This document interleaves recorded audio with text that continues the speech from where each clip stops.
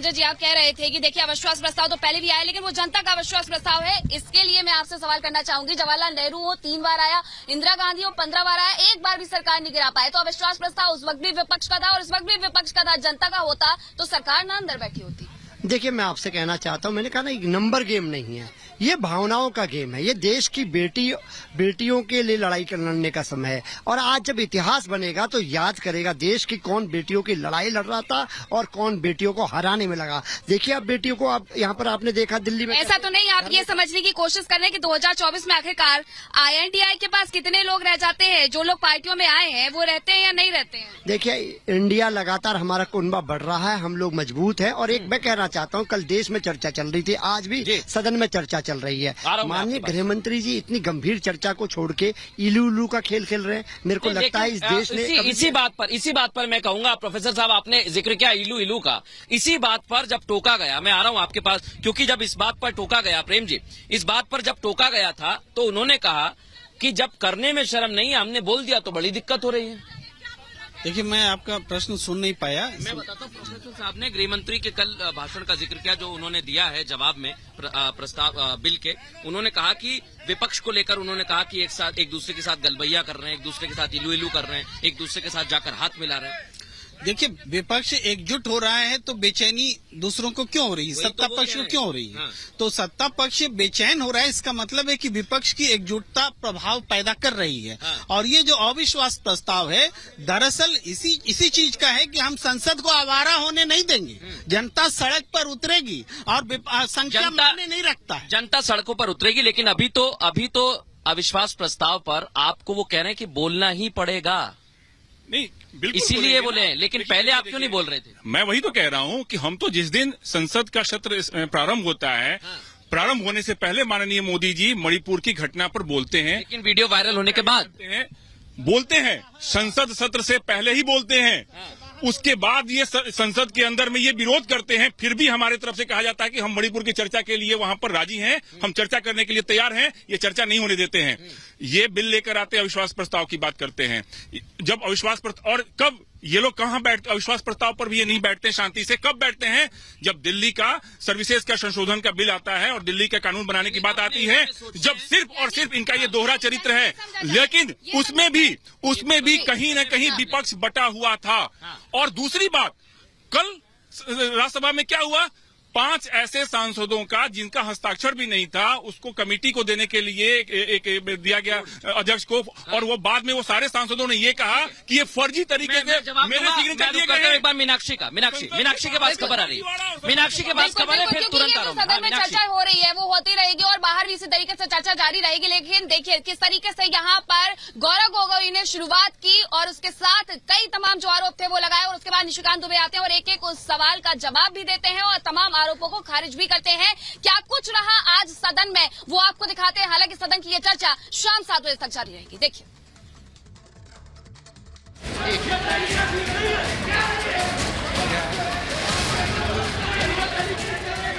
लोकसभा में प्रधानमंत्री नरेंद्र मोदी के खिलाफ लाए गए अविश्वास प्रस्ताव पर चर्चा जारी है। सदन में जैसे ही बहस की शुरुआत हुई, शोर शराबे के साथ ही भारी हंगामा देखने को मिला। इस दौरान विपक्षी सांसदों ने लोकसभा में जमकर नारेबाजी की। अध्यक्ष महोदय, फिर ये नहीं चलेगा हाउस। यदि वो हल्ला करेंगे ये हाउस नहीं चलेगा, ये हाउस नहीं चलेगा। हंगामे के बाद चर्चा शुरू हुई तो कांग्रेस की ओर से सबसे पहले बहस की शुरुआत गौरव गोगोई ने की। ऐसा माना जा रहा था कि राहुल गांधी विपक्ष की ओर से सबसे पहले बोलेंगे, लेकिन कांग्रेस की ओर से गौरव गोगोई ने सबसे पहले अपना पक्ष रखा। राहुल के सदन में न बोलने पर गोड्डा से बीजेपी के सांसद ने निशाना साधते हुए कहा, लगता है कि राहुल जी की तैयारी पूरी नहीं हुई है। मैं ये सोच रहा था कि राहुल जी बोलेंगे, क्योंकि मीडिया में तरह तरह की खबरें आ रही थी, लेकिन लगता है कि शायद राहुल जी आज तैयार नहीं थे, देर से उठे होंगे तो नहीं बोल पाए। कोई बात नहीं है, गौरव गोगोई जी ने बोला, बहुत अच्छा बोला। देश के मुखिया होने अविश्वास प्रस्ताव पर बोलते हुए गोगोई ने कहा, यह प्रस्ताव लाना हमारी मजबूरी है। अपने संबोधन में केंद्र सरकार पर कांग्रेस सांसद ने जमकर निशाना साधा। गोगोई को जवाब दिया निशिकांत दुबे ने। बीजेपी सांसद ने कहा, यह प्रस्ताव गरीब के बेटे के खिलाफ। जब मणिपुर में महिलाओं पर अत्याचार हो रहा था तो प्रधानमंत्री जी कर्नाटक में वोट मांग रहे थे। ये कैसा राष्ट्रवाद है? ये कैसा राष्ट्रवाद है जो देश से ऊपर अपने सत्ता को ज्यादा महत्व देता है? इस देश के इतिहास में हमने दूसरे प्रधानमंत्री भी देखे हैं। आज जो ये अविश्वास प्रस्ताव है सर, अविश्वास प्रस्ताव एक गरीब के बेटे के खिलाफ है। आज जो ये अविश्वास प्रस्ताव है उस आदमी के खिलाफ है जिसने कि लोगों को मकान बना के दिया। आज अविश्वास प्रस्ताव उस आदमी के पीछे है जिसने कि लोगों को पीने का पानी दिया। आज अविश्वास प्रस्ताव उस व्यक्ति के खिलाफ है जिसने शौचालय दिया। आज अविश्वास प्रस्ताव उस आदमी के खिलाफ है जिसने सबों के घर में उजाला लाने की कोशिश की, गरीब के खिलाफ है। और जितने बहस होंगे सर, वो माननीय प्रधानमंत्री जी की नीतियों का चीरहरण करेंगे, जैसे द्रौपदी का चीरहरण हुआ है। अविश्वास पर बोलते हुए गोगोई ने मणिपुर हिंसा का मुद्दा उठाया। कांग्रेस सांसद ने केंद्र और राज्य सरकार पर सवाल उठाते हुए कहा कि राज्य का 2 हिस्सों में बंटवारा कर दिया गया। गोगोई को निशिकांत दुबे ने जवाब दिया और कहा कि कांग्रेस कभी भी मणिपुर को नहीं समझ सकती। हमने समाज में 2 वर्गों के बीच ऐसा बंटवारा, समाज के 2 वर्गों के बीच हृदय में इतना आक्रोश, इतना गुस्सा हमने पहले कभी नहीं देखा।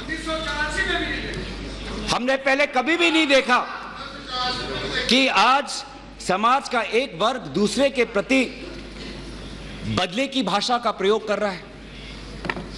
हमने कभी भी नहीं देखा कि एक प्रदेश में एक ऐसी लकीर खींच दी गई है कि पहाड़ पे एक वर्ग के लोग रहते हैं और वैली में एक वर्ग के लोग रहते हैं। अफसोस की बात है सर कि जो सरकार एक इंडिया की बात करती है, आज उन्होंने 2 मणिपुर आपने बना दिए हैं। आपके राजनीति से 2 मणिपुर आज बन गए। इन्होंने मणिपुर की बात की और पूरे देश को नहीं, पूरे संसद को जो है इन्होंने चैलेंज किया कि आप लोग में से बहुत लोग मणिपुर नहीं गए होंगे, मणिपुर नहीं देखा है आपने। मैं मणिपुर के इतिहास का भुक्तभोगी हूं। मेरे मामा एनके तिवारी 73 में अपनी पैर जो है वो गंवा चुके मणिपुर में, और 1989-90 में मणिपुर में उनके ऊपर अटैक हुआ। सीआरपीएफ के वो डीआईजी हुआ करते थे। और जो जगमोहन जी ने अपनी किताब लिखी है माई फ्रोजन टर्बुलेंस इन कश्मीर, उसमें उन्होंने 10 बार जिक्र किया है कि यदि एनके तिवारी जैसे अफसर नहीं होते तो शायद कश्मीर नहीं बचा पाते। और वही एनके तिवारी जब मणिपुर में आईजी बनकर गए तो आपकी सरकार ने उसी ओपीएम लॉबी के तहत उनको गिरफ्तार कर लिया और कोर्ट ने कहा कि ये आप कर सकते हैं। आप राष्ट्रवाद की बात करते हो, आप मणिपुर की बात करते हो। सदन में जारी अविश्वास प्रस्ताव पर चर्चा के दौरान कांग्रेसी सांसद ने प्रधानमंत्री की छवि पर सवाल उठाए। गोड्डा से बीजेपी सांसद ने तुरंत पलटवार किया। सदन में बोलते हुए निशिकांत दुबे ने कहा कि कुछ लोगों का काम बेटे को सेट करना और दामाद को भेंट करना है। प्रधानमंत्री जी चाहते हैं कि वो मौन रहे ताकि उनकी राज्य सरकार की छवि धूमिल न हो, क्योंकि उनको छवि से लगाव है। चाहे लोगों पे अत्याचार हो, ड्रग्स की समस्या बड़ी हो, ये उनके लिए महत्व नहीं रखता। इसीलिए अलौकिका पंडिता की तरह जो पूरा किताब में लिखा हुआ है कि क्या क्या करना चाहिए एक भारतीय नारी को, उसका पूरा का पूरा पिक्चर सोनिया जी देती है। उनको 2 काम करना है, बेटे को सेट करना है और दामाद को भेंट करना है। सदन में पक्ष विपक्ष के बीच अविश्वास प्रस्ताव पर बहस का दौर जारी है। 3 दिनों तक चलने वाली बहस में प्रधानमंत्री नरेंद्र मोदी गुरुवार को विपक्षी नेताओं को जवाब देंगे। Bureau report, Republic Bharat.